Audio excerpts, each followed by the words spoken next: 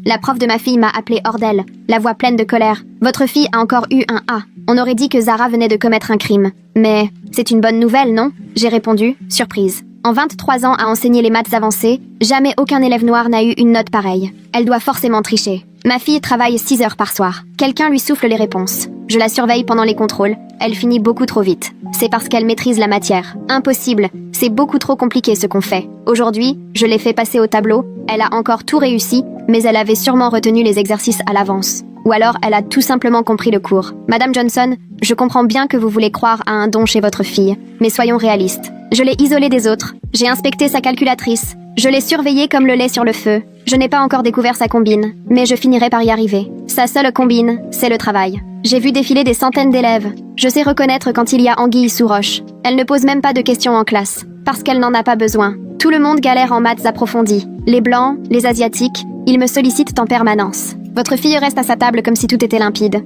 Et si c'était justement le cas, Madame Holloway a poussé un soupir comme si je ne comprenais vraiment rien. Elle passera le prochain contrôle dans le bureau du proviseur, seule, sans calculatrice. Très bien. Zara a passé le test en isolement et a eu, une fois de plus, un A+.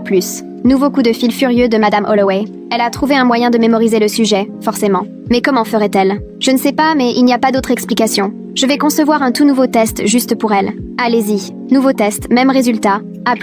Et encore un appel. Je recommande son exclusion du cours de maths avancé. Pour cause de trop bonnes notes, suspicion de triche, même si je ne peux pas le prouver. Ça perturbe les autres, ils se demandent pourquoi ils n'y arrivent pas. Peut-être que ma fille est simplement meilleure qu'eux. Madame Johnson, vos propos n'arrangent rien. Les parents des autres élèves me contactent déjà. Ils insinuent que si Zara ne triche pas, alors c'est que je la favorise. Donc soit elle triche, soit c'est vous qui l'aidez. Certainement pas, mais reconnaissez que c'est louche pour une élève noire. Vous l'avez dit vous-même, jamais de noir à ce niveau en 23 ans. Ce sont vos mots, c'est juste un constat. Et tous ceux qui ont essayé avant, ils ont peiné, comme tout le monde. Les maths, ce n'est pas donné à tous. Et s'ils réussissaient, vous les suspectiez aussi? Jamais à ce point. Mais si ça avait été le cas, silence pesant. Il faut préserver l'intégrité de la classe. À partir de là, j'ai commencé à assister au conseil d'école. J'ai découvert que Madame Holloway avait déjà fait le coup à 3 autres élèves noirs avant Zara. Destiny Williams, accusée de plagiat et rétrogradée, Jordan Davis, soupçonné de copier, qui a fini par abandonner la classe, et Malik Turner, isolé à répétition jusqu'à l'angoisse et au changement d'établissement. J'ai contacté leur famille, on a comparé nos histoires, toujours les mêmes phrases qui revenaient, ne pose pas de questions, fini trop vite. Aucun élève noir n'a jamais, ce n'est pas possible sans aide. Le proviseur, Monsieur Yates, balayait tout d'un revers de main. Madame Holloway est notre meilleure prof de maths. Si elle a des soupçons, ce n'est pas pour rien. Son seul problème, c'est que ma fille est noire et brillante en maths. Attention, c'est grave ce que vous dites. Accuser Zara de triche sans preuve ne l'est pas moins. Elle n'est qu'exigeante, rien d'autre. Puis est venu le semestre de printemps, avec l'épreuve qualificative pour l'Olympiade internationale de mathématiques, où les meilleurs élèves de chaque État concourent au niveau national, surveillés par des examinateurs externes, caméra à l'appui. Impossible de tricher. Zara s'inscrit. Quand Madame Holloway l'apprend, elle me contacte immédiatement. Elle n'a pas le niveau, elle va se casser les dents, ça va la dégoûter. Laissez-la essayer. Je m'y oppose en tant qu'enseignante. Vous ne pouvez pas lui interdire un concours national. Si elle échoue, c'est moi qui passe pour une incompétente. Vous l'accusez de triche, son échec ne devrait rien changer pour vous, non? Ce n'est pas ce que j'ai voulu dire. Je pense juste qu'elle ferait mieux de ne pas tenter. Zara y va tout de même. Résultat, elle fait partie des 5 meilleures du département, la seule qualifiée de son établissement pour la finale nationale. Le journal local veut lui consacrer un article. Pendant l'interview, Madame Holloway parade. « J'ai toujours senti que Zara était exceptionnelle », déclare-t-elle à la journaliste. « Je l'ai poussée parce que je voyais son potentiel. Certains auraient douté, mais pas moi. Elle occupe des paragraphes entiers de l'article à détailler tout ce qu'elle a fait pour aider Zara, à quel point elle est fière d'elle. Ça ne rate pas. Plein de parents réclament que leurs enfants rejoignent la classe de Madame Holloway, célébrée pour son talent à repérer les petits génies. L'inspecteur d'académie l'appelle même en personne pour la féliciter et lui annoncer qu'elle est pressentie pour être enseignante de l'année. J'ai donc tout transmis à l'inspecteur. Chaque mail de Madame Holloway, chaque message où elle accuse Zara de triche, toutes ses plaintes, ses remarques sur le niveau supposé des élèves noirs, ses affirmations que ma fille ne pouvait pas réussir seule. Le secrétariat du rectorat m'a accusé réception. 1 heure plus tard à peine, son assistante me proposait un rendez-vous au lendemain matin. Ce soir-là, j'ai relu tous les documents, main tremblante, tous ces mails accumulés pendant des mois, chacun lourd du poids de ce que Zara avait enduré pendant que j'essayais de faire les choses dans les règles. Pendant l'entretien, j'ai vu le visage du Dr Pearson se transformer au fil des mails. La curiosité agacée faisait peu à peu place à un profond malaise. Il m'a demandé s'il pouvait transmettre le dossier à la responsable conformité, expliquant que la situation relevait d'une enquête pour discrimination. J'ai accepté sans hésiter. L'après-midi même, la responsable, Diane Hewitt, m'a appelée. Elle a fixé un entretien formel et précisé que l'enquête prendrait plusieurs semaines. Elle m'a simplement demandé de garder le silence le temps de recueillir tous les témoignages nécessaires. J'avais bien compris qu'il fallait rester discrète, même si une partie de moi brûlait d'en parler à tout le monde.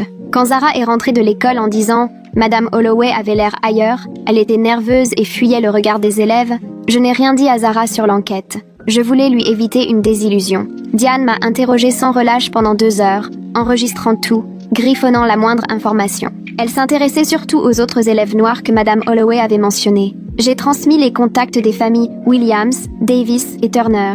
Diane les a toutes appelées dans la semaine. Marlena m'a téléphoné, pleine d'espoir, en me disant que quelqu'un prenait enfin leur histoire au sérieux. Elle m'a confié que Reed n'avait pas pu s'empêcher de pleurer en racontant ce qu'il avait vu. Il se sentait complètement impuissant devant la souffrance de Jordan. Même des parents d'élèves blancs se sont manifestés, expliquant que leurs enfants avaient été mal à l'aise devant la façon dont Madame Holloway parlait des élèves noirs. Suite à tout cela, Madame Holloway a été mise en congé payé dans l'attente du résultat de l'enquête. Sa classe d'AP Calcul a été confiée à un remplaçant. Zara a raconté que ce remplaçant était bienveillant, encourageant, et qu'il traitait tout le monde avec respect. Ça soulignait violemment à quel point le comportement de Madame Holloway n'était pas normal. Le journaliste qui avait sorti le tout premier article a contacté le district pour obtenir une réaction. Dans la foulée, le district a publié un bref communiqué disant qu'une enquête était en cours concernant un membre du personnel, sans jamais citer le nom de Madame Holloway. Peu après, j'ai reçu un courriel anonyme, censé provenir d'un ancien collègue de Madame Holloway,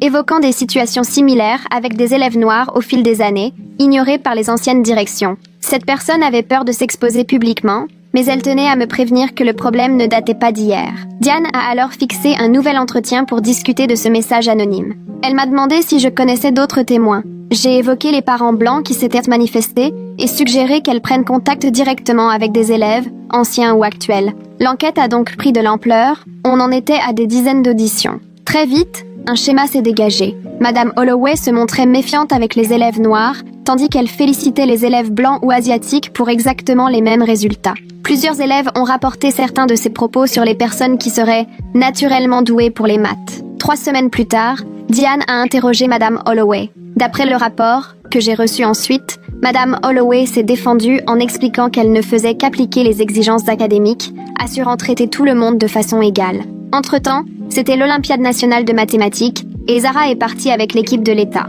Elle s'en est très bien sortie, même si elle n'est pas allée jusqu'au top 10 national. Le fait d'être entourée d'autres jeunes passionnés de maths, qui reconnaissèrent sa valeur, a contribué à panser quelques blessures infligées par Madame Holloway. Pendant que Zara était à la compétition, le conseil d'administration a organisé une session à huis clos sur les conclusions provisoires. Marlena, Reed et moi sommes venus à la période de commentaires publics avant la réunion. Chacun de nous a parlé 3 minutes pour raconter l'expérience de son enfant. Le conseil n'a pas pris de décision immédiate, mais une nouvelle réunion a été annoncée 2 semaines plus tard. Le président du conseil a reconnu que l'enquête avait mis à jour des comportements vraiment préoccupants, qui réclamaient réflexion et réaction. L'avocate de Madame Holloway a envoyé une lettre menaçant d'attaquer en justice si elle était licenciée, affirmant que ces pratiques étaient une question de liberté académique et que l'enquête était partiale. L'équipe juridique du district a examiné tous les éléments et estimé que le dossier de discrimination tiendrait en cas de recours. Zara, de son côté, avait de plus en plus de mal à gérer son anxiété à l'approche de la fin de l'année scolaire. Elle faisait des cauchemars où elle était accusée à tort de tricherie. Elle avait l'impression de devoir prouver sa valeur jour après jour. Je lui ai trouvé une psychologue, spécialisée dans l'accompagnement des élèves racisés victimes de racisme à l'école. Les séances lui ont permis de poser des mots sur ce qu'elle avait gardé en elle toute l'année. Elle m'a avoué que les accusations répétées de Madame Holloway avaient fini par semer le doute sur ses propres capacités. L'entendre dire ça m'a brisé le cœur, mais m'a aussi donné la force d'aller jusqu'au bout. 4 semaines après le début de l'enquête, Diane a finalisé son rapport et l'a remis au proviseur, accompagné de recommandations. Elle y établissait clairement l'existence de faits graves de discrimination raciale et proposait des sanctions disciplinaires officielles, une formation obligatoire et une probation. Le Dr Pearson m'a contacté pour me rencontrer et discuter des conclusions avant leur publication. Il a reconnu que le district avait manqué à son devoir en ne réagissant pas plus tôt, et il a présenté des excuses officielles à Zara et aux autres familles pour le préjudice causé. Il m'a expliqué que Madame Holloway serait officiellement sanctionnée, suivrait une formation obligatoire sur les préjugés, perdrait sa classe d'AP Calcul et serait placée en probation pour 2 ans avec suivi régulier. Elle ne serait pas renvoyée en raison de son ancienneté et des clauses syndicales. Mais désormais, sa carrière était au point mort. Ce résultat m'a laissé mitigée. Une part de moi aurait souhaité un licenciement pur et simple. Le docteur Pearson m'a garanti que le moindre nouveau signalement entraînerait immédiatement une procédure de renvoi. Sa candidature au titre d'enseignante de l'année a été retirée et une lettre officielle attestant du schéma discriminatoire a été inscrite dans son dossier, une mention qui la suivrait partout en cas de mutation. Finalement, le conseil d'administration a voté pour instaurer de nouvelles politiques. Documentation obligatoire de toute question d'intégrité académique, formation sur les biais pour tous les enseignants et un dispositif spécial permettant aux élèves et aux familles de signaler les discriminations sans craindre de représailles. Le district a instauré un comité chargé d'examiner chaque année les données historiques sur la discipline et l'orientation scolaire dans le but de repérer d'éventuelles inégalités raciales et de proposer des évolutions de politique si besoin. Marlena, Reed et moi avons rencontré le directeur académique afin de discuter des modalités concrètes de ces nouvelles mesures. Il a pris l'engagement de publier tous les 3 mois un rapport public sur leur application. Dans la foulée, le journal local a consacré un article de suivi aux conclusions de l'enquête et aux dispositifs mis en place. Cette fois, les journalistes nous ont interrogés directement sur notre démarche collective. Nous avons veillé à évoquer la responsabilité des établissements, tout en protégeant l'intimité de nos enfants. Plusieurs professeurs sont venus nous remercier en privé d'avoir eu le courage de témoigner publiquement. Certains nous ont confié qu'ils avaient eux-mêmes été témoins des agissements de Madame Holloway, sans savoir comment réagir. Leurs messages nous ont apporté un certain apaisement, même si, au fond de moi, j'aurais aimé qu'ils interviennent plus tôt. Zara a terminé l'année brillamment, notamment avec un A+ en AP Calcul grâce à sa professeure remplaçante. Elle a passé l'examen AP et obtenu la note maximale de 5, un succès qui venait confirmer à l'extérieur ses qualités et ses efforts. Dans le cadre de sa sanction, Madame Holloway a adressé de brèves excuses écrites. Cette lettre, lapidaire, ne reconnaissait pas vraiment le tort causé et semblait là surtout pour remplir une obligation. Je l'ai lue une seule fois avant de la ranger au fond d'un tiroir, sans en parler à Zara. Cela ne lui aurait apporté que plus de peine après tout ce qu'elle avait traversé. Puis l'été est arrivé, et Zara s'est inscrite à un programme de mathématiques pour lycéens à haut potentiel, organisé dans une université de la région. La formation durait 6 semaines, avec des cours tous les jours de la semaine. Je l'ai accompagnée en voiture la première matinée, et je l'ai regardée entrer dans le bâtiment, sac à dos sur l'épaule. Elle s'est retournée pour me faire signe, arborant le plus grand sourire que je lui avais vu depuis des mois. Le soir venu, en la récupérant, elle n'a pas arrêté de raconter les exercices du jour et de me parler des autres élèves qu'elle avait rencontrés. Très vite, elle s'est liée d'amitié avec ceux qui partageaient sa passion, des jeunes capables de comprendre ce que c'était que d'être fascinés par un motif dans les chiffres ou de s'enthousiasmer pour une démonstration compliquée. Là-bas, ses compétences étaient reconnues, valorisées, au lieu d'être constamment questionnées. Elle rentrait à la maison pleine d'énergie, au lieu d'être vidée. Lorsqu'en août, le district a lancé son nouveau programme de formation sur les biais et préjugés à destination de tout le corps enseignant, celui-ci abordait sans détour les stéréotypes sur les capacités, selon l'origine des élèves, et les conséquences des biais non remis en cause. Grâce à des études de cas à peine anonymisées, chacun pouvait se reconnaître. Je me suis demandé si les enseignants de notre lycée y retrouvèrent des situations qui leur parlaient. À la fin du mois, Marlena m'a appelée. Destiny a décidé de retourner en maths avancées pour sa terminale.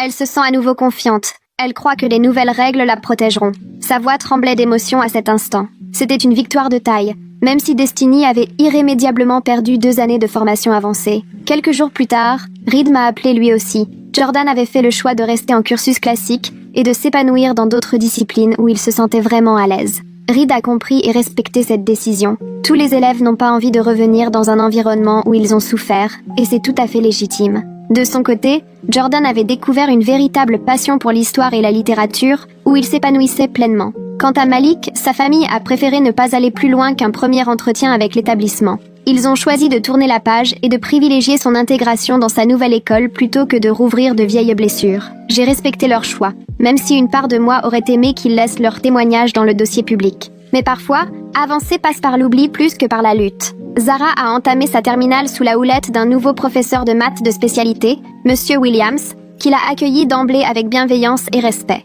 Il l'a questionné en classe aussi naturellement que n'importe quel autre élève, et a félicité son travail sans s'en étonner. Malgré cela, l'angoisse de l'année précédente n'était jamais bien loin. La thérapie l'aidait encore à distinguer le racisme de Madame Holloway de sa propre valeur. Certains jours restaient difficiles. Rien n'était encore totalement gagné. En septembre, le comité d'examen des données a publié son premier rapport, révélant des écarts flagrants d'accès aux cours avancés et dans les décisions d'orientation. au détriment des élèves noirs et latino-américains, même à niveau académique égal avec leurs camarades blancs ou asiatiques. Le rapport proposait de revoir les critères de sélection au cursus avancé et la manière de traiter les questions d'intégrité académique. Pour la première fois, ces chiffres rendaient officielle une réalité que nous constations depuis des années dans nos familles. Peu après, j'ai reçu une invitation à rejoindre le comité consultatif sur l'équité du district en tant que parent.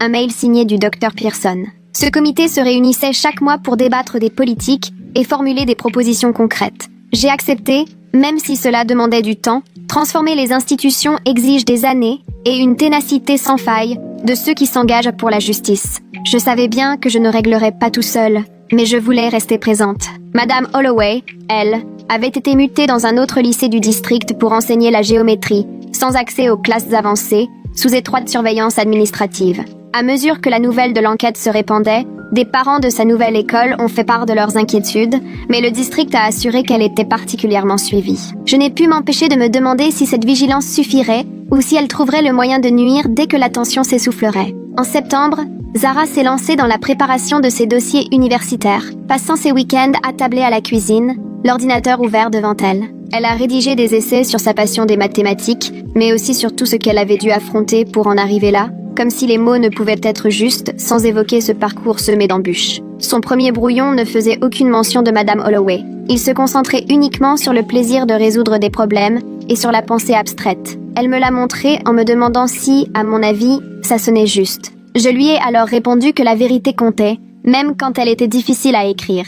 Elle a tout repris depuis le début et, cette fois, elle a raconté comment elle avait dû apprendre à s'affirmer face à ceux qui doutaient de ses capacités, non pas à partir de faits, mais uniquement à cause de ses origines ou de son appartenance. Son essai décrivait les 6 heures d'études qu'elle s'imposait chaque soir, non seulement pour apprendre les maths, mais aussi pour prouver qu'elle méritait d'être là où elle était. Elle expliquait qu'avoir été accusée de tricherie lui avait fait comprendre que, parfois, l'excellence exigeait de se défendre contre ceux qui refusent de reconnaître votre valeur. Quelques mois plus tard, au moment où arrivèrent les réponses des universités, 3 jurys de bourses issus d'établissements différents lui ont parlé précisément de son essai lors des entretiens. Ils lui ont dit que sa capacité de résilience et le fait de s'être exprimé aussi franchement les avaient autant marqués que ses résultats impeccables. L'un d'eux lui a confié que nombreux sont ceux qui subissent la discrimination, mais rares sont ceux qui trouvent le courage de l'affronter et de continuer sans perdre courage.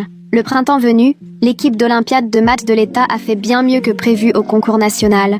2 élèves se sont hissés dans les 20 premiers, et grâce à ces succès, le programme a obtenu plus de moyens et un soutien renforcé du rectorat. Zara a alors proposé d'accompagner les plus jeunes passionnés de concours, organisant 2 séances mensuelles pour les aider à décortiquer des exercices et travailler les stratégies. Elle m'a confié qu'il lui paraissait essentiel de créer l'ambiance de soutien dont elle aurait rêvé à ses débuts. Les plus jeunes la regardaient avec admiration, n'hésitant pas à poser leurs questions sans craindre d'être jugés ni suspectés. Elle ne cessait de les encourager à croire en eux et à oser répondre quand ils sentaient qu'ils étaient sûrs d'eux. En la voyant épauler une élève de seconde qui paniquait sur une démonstration difficile, j'ai vu la douleur de Zara se transformer en force. Le mentorat lui permettait de transformer ses propres blessures en soutien aux autres, pour leur éviter d'endurer ce qu'elle avait traversé. 3 mois après la rentrée, un mardi après-midi, j'ai reçu un appel de Diane. Le service de conformité du district venait de recevoir 2 plaintes de parents issus du nouvel établissement de Madame Holloway. Les 2 témoignaient de leurs inquiétudes quant à la façon dont elle s'adressait aux élèves issus de minorités dans ses cours de géométrie. Un parent racontait que Madame Holloway avait remis en cause la compréhension de son fils, malgré ses bons résultats. Un autre évoquait la stupéfaction de Madame Holloway devant l'aisance de leur fille, à expliquer un raisonnement géométrique. Comme elle était encore en période d'essai, ces signalements déclenchaient aussitôt une enquête, au lieu d'être repoussés ou minimisés. Diane m'a précisé que le district prenait ces plaintes très au sérieux, car le schéma qu'on avait déjà recensé apparaissait maintenant dans le dossier officiel de Madame Holloway. L'enquête précédente compliquait la tâche de l'administration, qui ne pouvait plus se contenter de classer ces histoires comme de simples malentendus ou incidents isolés. Elle m'a assuré que les familles concernées bénéficieraient d'un vrai accompagnement et que les pratiques de Madame Holloway, désormais, seraient suivies de près. Cet appel de Diane m'a rappelé que notre mobilisation avait permis d'instaurer des mécanismes de responsabilité, protégeant désormais d'autres familles. Ce dossier, construit patiemment, avait suivi Madame Holloway dans sa nouvelle école et rendait son comportement impossible à ignorer, là où, auparavant, chaque plainte aurait pu passer inaperçue. Ce n'était pas parfait, mais c'était un progrès, comparé à l'époque où les familles se retrouvaient seules face à la discrimination, sans mémoire ni soutien institutionnel. J'ai remercié Diane de m'avoir informé, lui demandant aussi de transmettre aux familles touchées qu'elles n'étaient pas seules. Je leur donnerai toutes les ressources nécessaires et je veillerai à ce que l'enquête arrive à son terme, m'a-t-elle promis. Le vendredi après-midi de décembre, la grande enveloppe de l'université de prédilection de Zara est arrivée. Assise à la table de la cuisine, la main tremblante, elle l'a ouverte et en a sorti la lettre d'admission accompagnée d'une offre de bourse. On y saluait explicitement ses résultats hors pair en mathématiques et sa brillante prestation aux Olympiades. La bourse couvrait la totalité des frais de scolarité, offrait une allocation pour les livres et des opportunités de recherche. Zara a lu et relu la lettre 2 fois, puis a levé les yeux vers moi, les joues baignées de larmes, des larmes de joie, de soulagement, la reconnaissance enfin. Elle l'avait combattu pour cet instant, tenant bon malgré les doutes, les accusations, la solitude. Cette acceptation venait confirmer ce que j'avais toujours su, mais que Madame Holloway avait tant voulu remettre en cause. Zara avait toute sa place en mathématiques avancées. Elle le méritait vraiment. Ses compétences étaient réelles et reconnues par des personnes vraiment à même de juger l'excellence en mathématiques. Le lendemain, j'ai fait encadrer la lettre et choisi un cadre noir tout simple, avec un passe-partout blanc. Je l'ai accroché dans le salon, à un endroit où nous la verrions chaque jour. Ce cadre nous rappelait très concrètement que les capacités de Zara n'avaient jamais été contestables, malgré les efforts de Madame Holloway pour l'ébranler et entacher sa réputation. Le prestige de l'université mettait un point final au débat sur la légitimité de Zara. Chaque fois que je passais devant, je me sentais fière de ne pas avoir cédé au jugement de Madame Holloway. Cette lettre signifiait bien plus qu'une simple admission.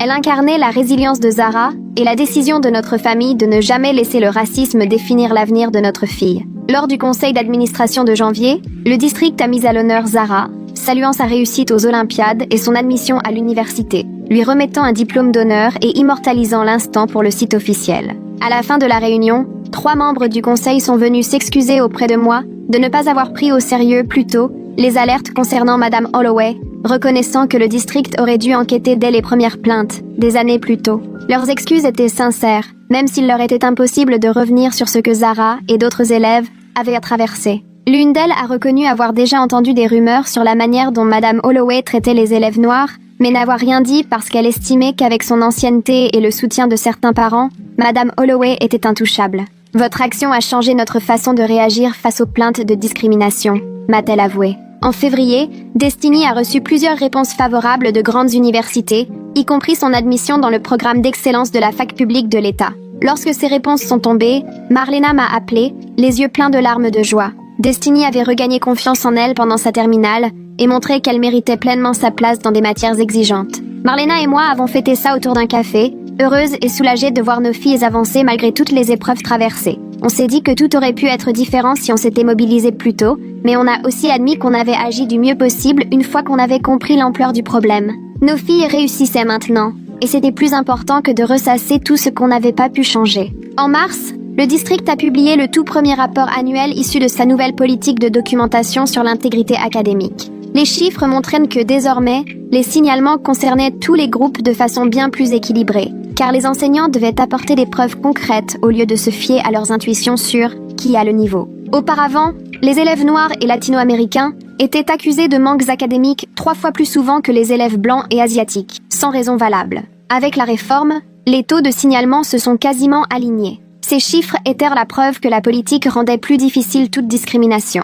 Les enseignants n'avaient plus le droit d'accuser qui que ce soit sans éléments tangibles. Pour la première fois, les statistiques confirmaient ce que des familles comme la nôtre subissaient depuis des années, mais qu'on n'avait jamais pu prouver faute de données. Madame Holloway a finalement remis sa démission, effective à la fin de l'année scolaire. Elle a prétexté des raisons personnelles dans sa lettre, mais tout le monde savait qu'elle préférait partir plutôt qu'enseigner sous surveillance constante. Le district a accepté sa démission sans faire d'histoire. Elle a choisi de quitter l'enseignement au lieu de demander une mutation, consciente que son dossier la suivrait partout. Certains diront qu'on a poussé dehors une prof investie, mais je sais simplement qu'on a eu le courage de demander des comptes à quelqu'un qui avait fait du mal à des élèves pendant des années. Sa démission avait un goût de justice inachevé, mais c'était déjà bien plus que ce qui arrive d'habitude aux enseignants discriminants. Dès le début de l'été, le lycée a publié des offres d'emploi pour 2 nouveaux profs de maths, et pour la première fois, des parents faisaient partie du comité de recrutement. J'ai siégé à ce comité avec 3 autres parents. Lors des entretiens, nous avons posé à chaque candidat des questions précises sur la façon dont ils soutiennent les élèves issus de minorités dans des classes à haut niveau. Nous voulions savoir comment il réagirait face à un élève noir brillant, ce qu'il savait de la pédagogie inclusive, et s'il avait déjà réfléchi à leur propre biais sur l'orientation des élèves vers les parcours avancés. Certains se sont contentés de réponses convenues, d'autres reconnaissaient n'y avoir jamais vraiment songé, ce qui au moins avait le mérite d'être franc. 2 candidats se sont démarqués en parlant de formations spécifiques et d'exemples concrets où ils s'étaient impliqués pour que chaque élève ait sa place. Nous avons choisi ces 2 enseignants. L'un avait travaillé 7 ans dans un district urbain très multiculturel et dirigeait un programme d'été pour des élèves sous-représentés en maths. L'autre avait un master axé sur l'équité dans l'enseignement des sciences et expliquait avec passion l'importance d'ouvrir vraiment l'accès aux filières d'excellence. Aucun des 2 n'avait l'ancienneté de Madame Holloway, mais ils avaient quelque chose de bien plus précieux, la conviction que tous les élèves sont capables de réussir en maths, peu importe d'où ils viennent. L'inscription au cours d'AP Calculus de terminale de Zara m'a révélé quelque chose que je n'avais jamais vu avant. 12 élèves noirs inscrits. L'an dernier, Zara était l'une des 3 seules. Et l'année précédente, il n'y en avait même que 2. Des familles qui jusque-là gardèrent leurs enfants éloignés des classes avancées par crainte d'injustice,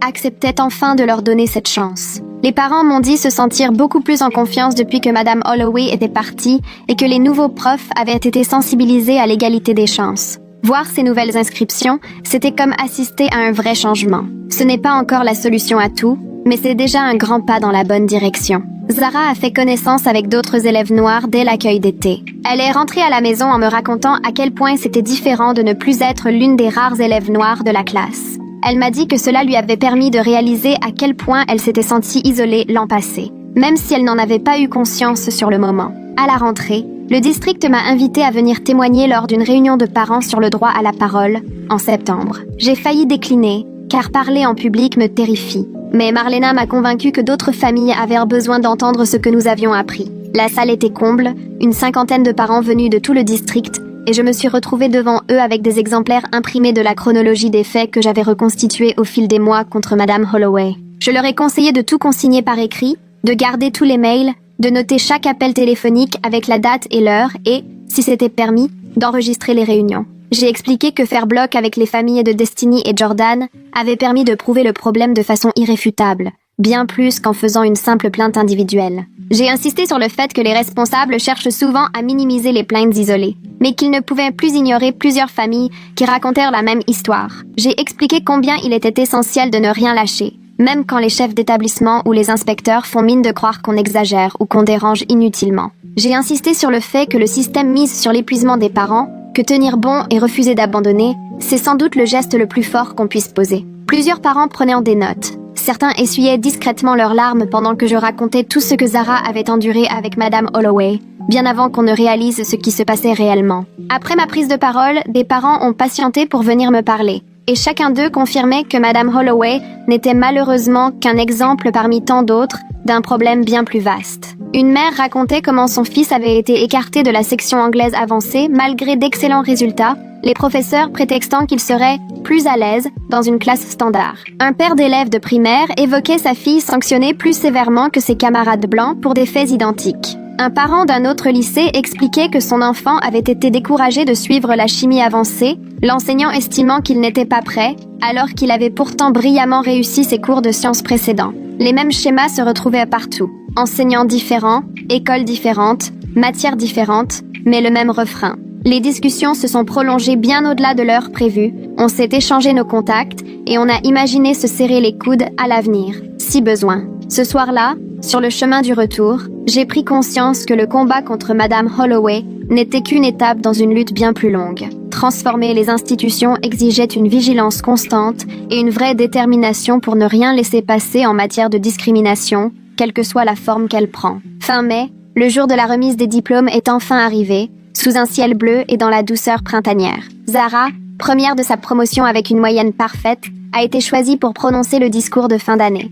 Elle a passé 2 semaines concentrée sur la rédaction, me montrant parfois ses brouillons, mais elle a toujours tenu à faire ses propres choix sur ce qu'elle voulait dire. Dans son discours, elle parlait de la force de ne jamais se laisser enfermer par ceux qui doutent de vous, de prouver sa valeur par l'excellence, de s'affranchir des regards qui voudraient nous limiter, Sans jamais citer le nom de Madame Holloway, tous ceux qui connaissaient l'histoire savaient parfaitement à qui elle faisait référence lorsqu'elle évoquait ses professeurs qui lui avaient fait sentir qu'elle n'avait pas sa place dans les classes les plus exigeantes. Elle a insisté sur l'importance d'être entourée de personnes qui croient en vous, m'a remercié ainsi que tous ceux qui l'avaient soutenu, citant chacun par leur nom. Sa voix est restée posée et assurée du début à la fin, et lorsqu'elle s'est arrêtée, le public s'est levé pour une ovation qui n'en finissait pas. Sur scène, dans sa toge et avec son chapeau, je la regardais à travers mes larmes, repensant à tout ce qu'elle avait traversé pour en arriver là. Après la cérémonie, plusieurs enseignants de Zara sont venus la retrouver dans la foule pour la féliciter. Sa professeure de chimie l'a serrée dans ses bras en lui soufflant que l'avoir en classe avait été un vrai bonheur. Son professeur d'anglais lui a confié que l'université qui l'accueillait avait bien de la chance. Quant au nouveau prof de maths, arrivé après le départ de Madame Holloway, il lui a dit que grâce à elle, la barre avait été placée très haut, et c'est toute la classe qui en avait bénéficié. Le responsable du département de mathématiques a pris Zara à part pour s'excuser de n'avoir rien vu plus tôt des agissements de Madame Holloway, admettant que le département aurait dû mieux protéger ses élèves. Chacun de ces mots, à sa façon, venait réparer un peu des blessures laissées par cette année éprouvante. Le soutien sincère de certains enseignants comptait, même si rien n'effacerait jamais complètement ce que Zara avait subi. Sur les gradins, Marlena, Reed et moi regardions les diplômés défiler pour recevoir leur diplôme. Destiny avançait fièrement, toutes ses distinctions visibles autour du cou. Jordan rayonnait, saluant sa famille au passage. Quant à Zara, elle progressait avec une tranquillité impressionnante, serrant la main du principal et du directeur qui, au final, avaient en fini par accepter d'écouter. On s'est dit que tout aurait été différent si on avait baissé les bras, accepté les premières réponses du rectorat ou laissé Madame Holloway continuer comme si de rien n'était. Notre mobilisation n'a pas tout réglé. Le système est encore loin de la perfection. Mais on a su préserver les générations suivantes du pire de ce que nos enfants ont subi. On avait instauré une vraie forme de responsabilité là où il n'y en avait aucune, et prouvé qu'en s'unissant, les parents pouvaient obliger les institutions à regarder en face des discriminations dont elles préfèrent souvent détourner le regard. C'était malgré tout une victoire, même en sachant que le combat sera encore long.